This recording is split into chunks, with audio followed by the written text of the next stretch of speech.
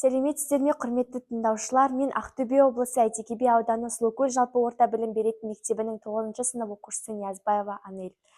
Заманға сай болу уақыт талабы демекші, қазіргі цифрлық дәуірде жасанды интеллект адам өмірінің ажырамас бөлігіне айналуда.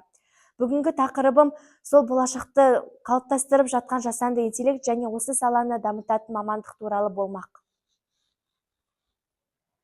Жалпы жасанды интеллект дегеніміз адамның ақыл ойындағы қабілеттерді компьютерлер және бағдарламалар арқылы жүзеге асыратын технология. Осы саланың мамандарының бірі ол жасанды интеллект инженері. Жасанды интеллект инженері дегеніміз ақылды технологиялар жасайтын маман. Бұл маман жүйелерді бағдарламаландырады және де қалыптастырады. Неліктен бұл мамандық маңызды?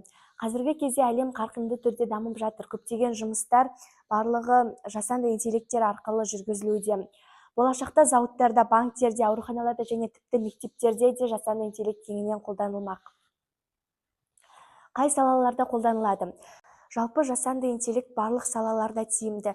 Ал ең көп қолданылатын салалар олар медицина, білім, қаржы, көлік және де өндірістік салаларда. Инженердің атқаратын жұмысы бұл маман үлкен көлемдегі ақпараттарды талдайды, жүйелерді бағдарламалайды, арналы алгоритмдер құрады және де бағдарламалар жазады. Инженер мамандығында жұмыс істеу үшін көбінесе математика, информатика және де ағылшын тіліне мән берген дұрыс.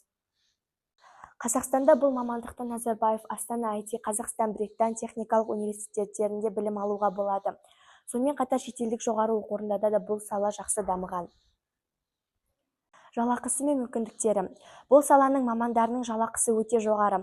Олар әлемдік компанияларда жұмыс жасай алады және онлайн түрде жұмыс жасауға мүмкіндіктері бар. Артықшылықтарына келетін болсақ, бұл мамандықтың болашағы зор мамандық, жоғары табыс және де заманауи технологиямен жұмыс көп жүреді. Кемшіліктеріне келетін болсақ, әрине бұл мамандықтың да өз қиындықтары бар.